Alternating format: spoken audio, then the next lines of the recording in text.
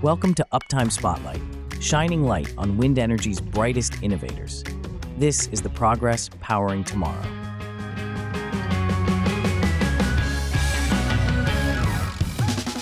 Howard, welcome back to the show. How you doing? It's been a bit. A lot has happened since we last spoke. I want to speak about the Iberian Peninsula problem and the blackout that happened in April, because there's been a number of inaccuracies about that situation, and you're actively involved in the groups that look into these situations and try to understand what the root cause was. The Iberian situation is a little complicated. The CNN knowledge, the Fox News knowledge is that solar was the cause of a problem. That is far from the truth. You want to explain kind of how it progressed over time? It started around noontime, Spain, and they had a couple of wobbles there. You want to kick it off? Yeah, first my comment is I like how journalists become experts in literally everything from 30 seconds to 30 seconds, right? Basically, the problem had been going on for a little while, and the grid there had been operating much like it had been for a little while. And, for years, actually, even with the application of alternative energy. We'll call it alternative energy for this, so that we don't bring in that political end of calling it one thing or the other. Alternative energy is what we called it in the 1990s. So in any case, they had a number of issues with voltage control, meaning large loads would suddenly drop off, and then the voltage would float up, and then they would have to do something to bring it under control. They're at 50 hertz, so their voltage is 400 kV. That's their primary grid voltage. They have an alarm trip voltage, meaning an emergency trip voltage, where they strip the line at 435 kV. So what happened? Now, the final event happened in 27 seconds. But leading up to that, they had an event where they had voltage float up. And they were bringing that under control. And then down in the southern part of Spain, and we don't have anything set up like this here in the States, luckily, they had a whole group of solar plants, as well as a gas turbine plant feeding a single distribution transformer. And the auto taps on that failed on the low voltage side on step up. So it basically dropped out. So something like, I'm trying to remember off the top of my head, but it was either 300 or 800 megawatts just offline. Now, it was a lightly loaded day in Spain because it was a beautiful day outside. So that makes matters worse. It makes it unstable and really easy for voltage to flow up. Where people start to think that alternative energy was a fault was because we were at 40% of the power supply was solar as the morning progressed. So it had climbed up to about that. There was a good percentage of wind, but they had a nuclear power plant online and several others providing synchronous protection for any type of inertia. They lost one of those plants. The voltage floated up to about 415 to 420 kV. Then there was a whole bunch of control issues. So the operator started switching lines. There was a connection to France. They started seeing some oscillations because they were oscillating against Europe. And so they switched lines, and that caused the voltage to float up again.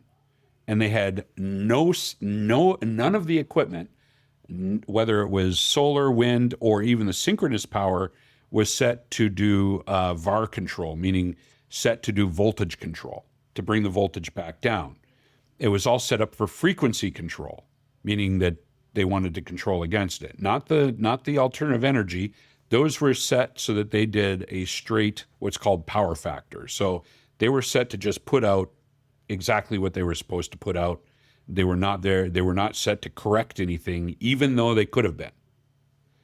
And so at about 420,000 volts, other plants started tripping offline. And as it went up further, even the nuclear plant tripped offline. And then France dropped offline at about the same time, all across a 27-second period. Right. Okay. So this is a unique problem, and I think the Iberian Peninsula really raises this issue on a number of levels. For the general consumer out in the world, the grid is actually pretty complicated, but there's really two things you really want to control there. Voltage you have to control, frequency you have to control. If you control those two, pretty much everything else will work the way it's intended.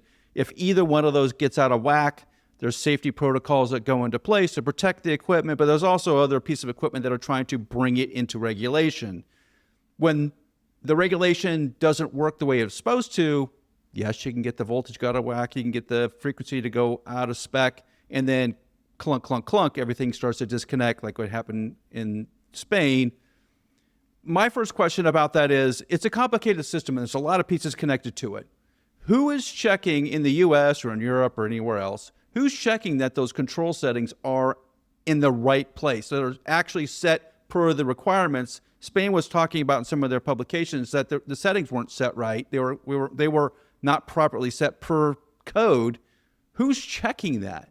So grid code here is set by FERC and NERC.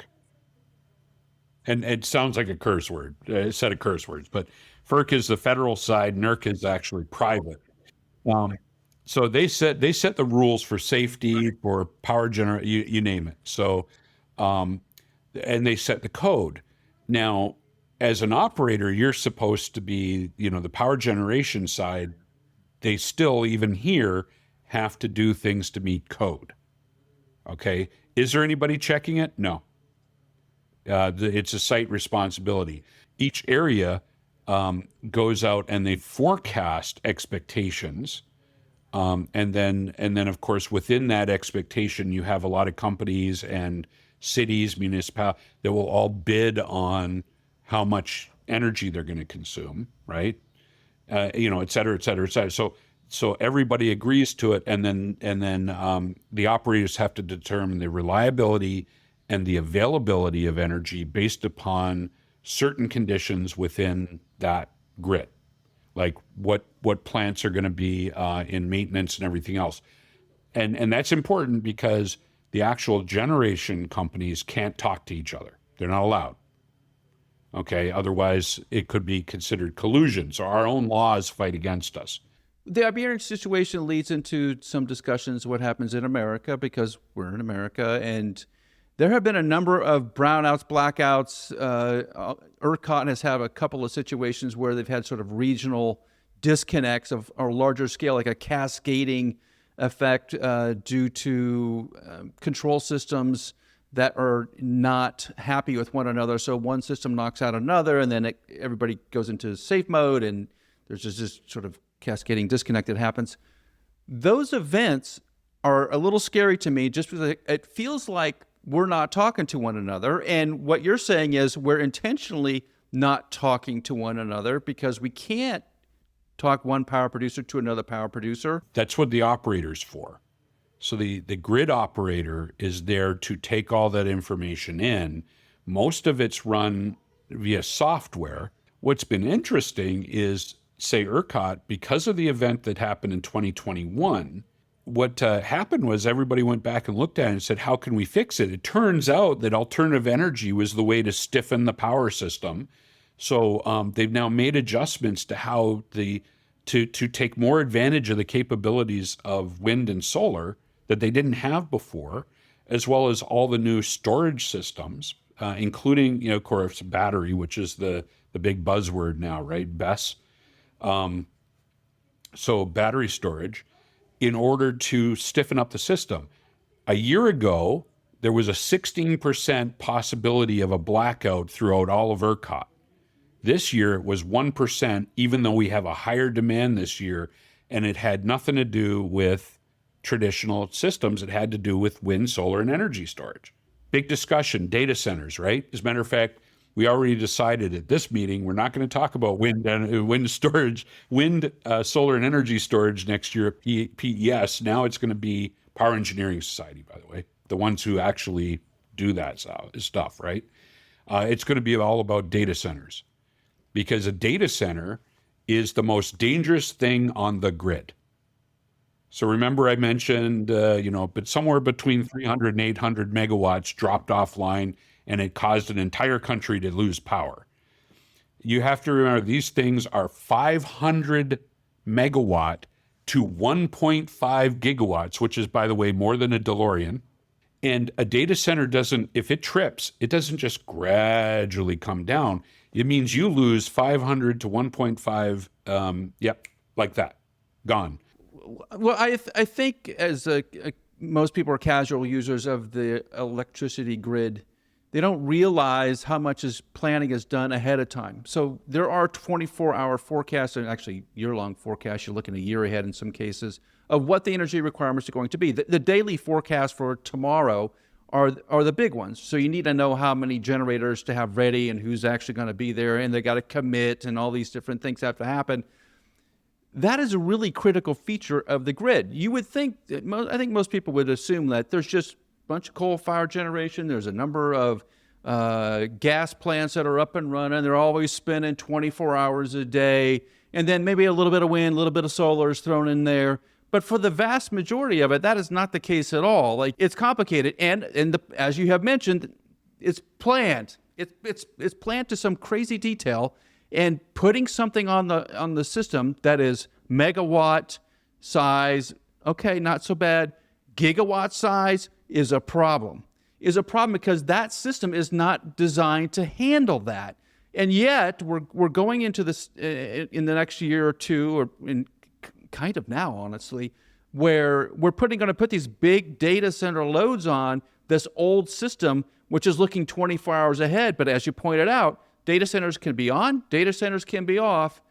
The grid can't manage that unless there's something else that can react as fast as the data center does. There's only two things three, solar, wind, and battery are the only things that can react at that electronic speed of which a AI data center is operating at. Yep, they have electronic control. A gas-fired turbine can't do that. Yeah, you have to counter the electronics with electronics.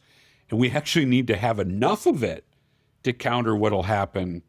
Like data centers are supposed to be able to island, meaning island means they get cut off from the grid and they can run on their own. And usually that means they have generation behind the meter, which for those who watching who don't know what that means that, you have a meter at, say, your house, right?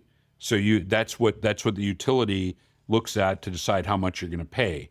If you have a generator at your house that is behind that meter, you pay for the fuel for that.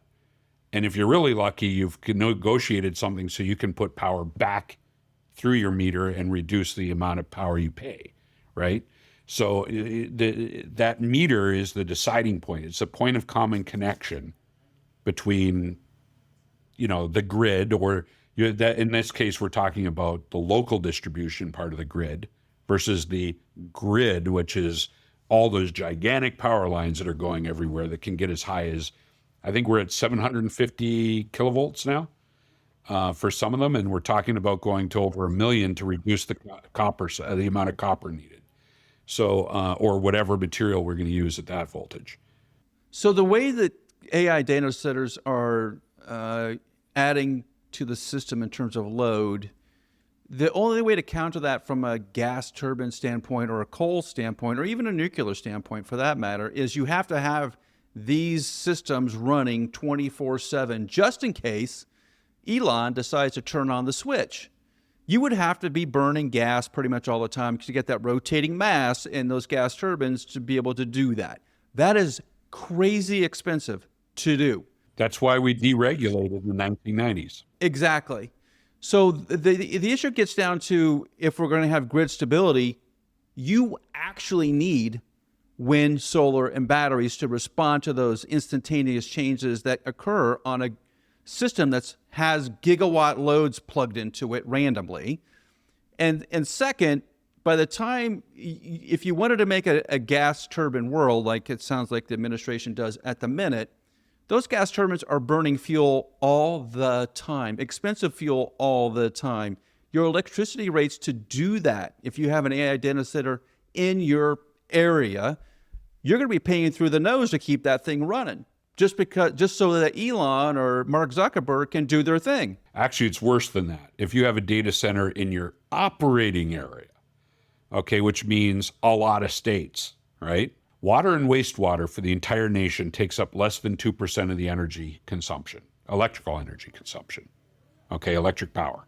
Just to give you an idea. So flushing your toilet, drinking your water, getting your water bottle, that kind of thing. All of that stuff, all of that energy is 2%.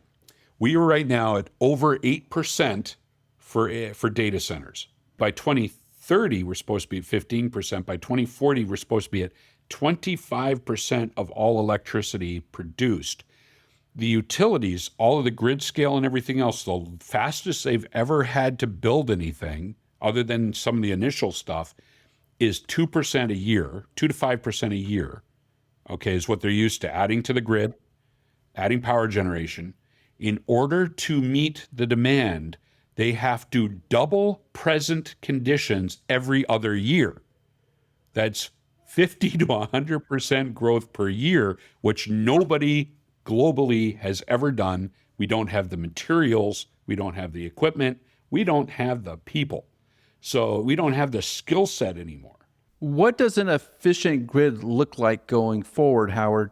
And with the constraints that there's going to be limitations on the growth of transmission, with the constraint that the current administration is, I'll say, anti-wind, anti-solar, or they're not just a level playing field, they're like actively trying to damage it. What does the grid look like then? That's the big challenge. Nobody's quite aware how we're going to do it. That's all of the conversation now. What does it look like? And the direction has been changed from a political standpoint so much.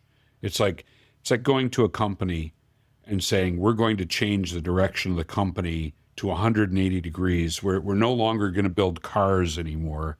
We're now going to build stuffed animals. I think in the electrical power industry forever, and I've been around a lot of engineers that were involved in the early phases of that, and I used to work next to one of the places where GE built transformers forever. So there's every day around power people. It was a scientific, technical effort driven to provide society a better living. That's where all the focus was on the engineering and the technical community and the scientific community. That's where they were going. They made money at it. Yes, they did. If they produce a good product, they would make money at it. But if you look at the rigor in which the engineering was produced, it's a very high standard, very high standard. IEEE articles written in the 1920s and 30s, even in the 70s and 80s, and through the 90s, I'd say pretty much solid stuff. Not a lot of crazy stuff, not a lot of politics. You just wouldn't see it. I've read thousands of papers in my lifetime. You wouldn't see it. I have seen a more recent shift because politics is electrical distribution at the minute. It's somehow, it's morphed into this other thing, which is, I would say, more like oil and gas was in the 1960s and 70s, and earlier too, where it was a lot of politicians and a lot of money changing hands. The electrical generation world was never really in that at that level, and it feels like we're taking on methods and policies and behaviors of other industries, and that's not going to be healthy for that electricity grid. No.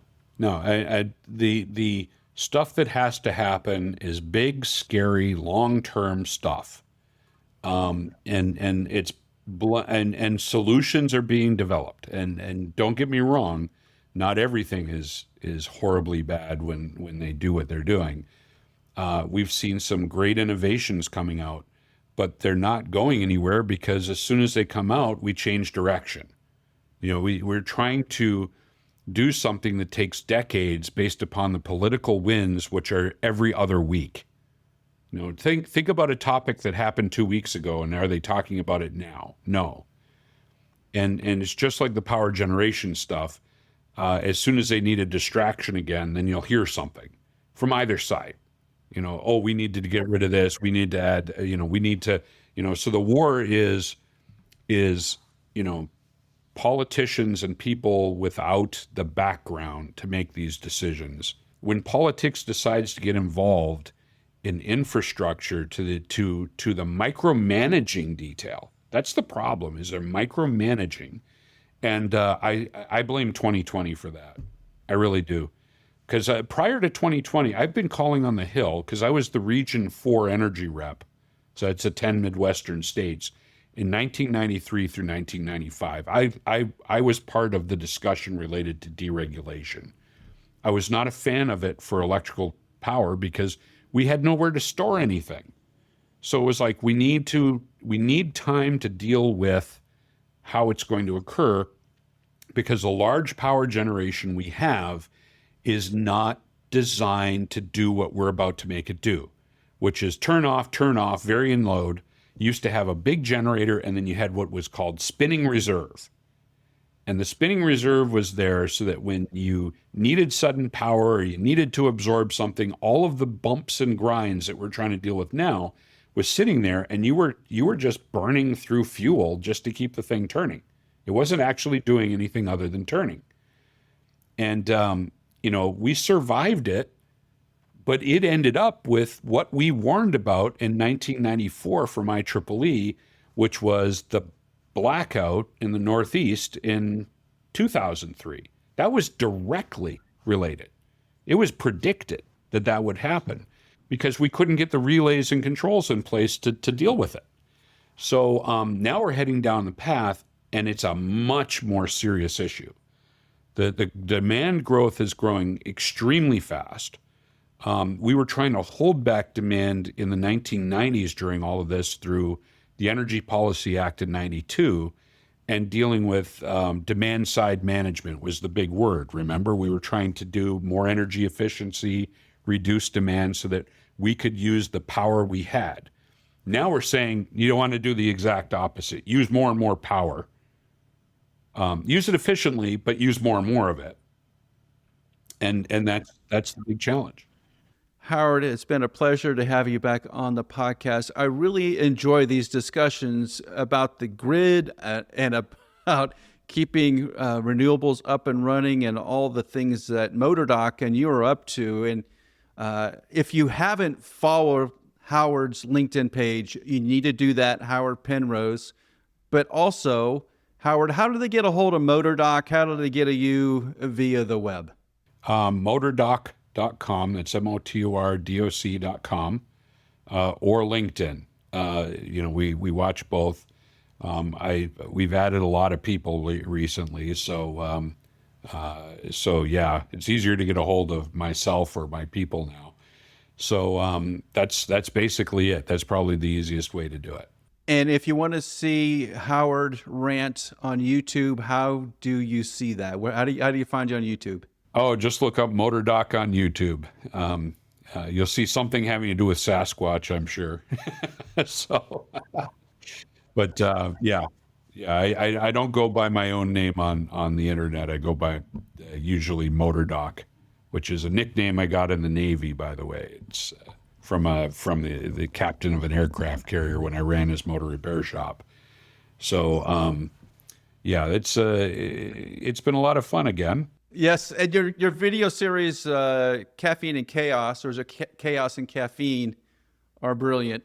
The Chaos and Caffeine end, yes, you're going to hear about the coffee I'm drinking, because I actually have people now. I just got somebody ship me a set of coffee up from Guatemala. So that's what we'll be doing tomorrow.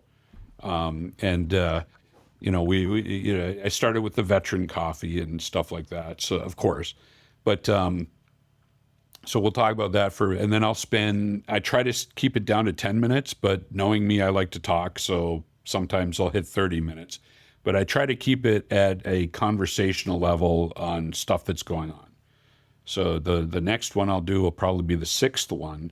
And that's going to be me kind of ranting about, what we were just talking about.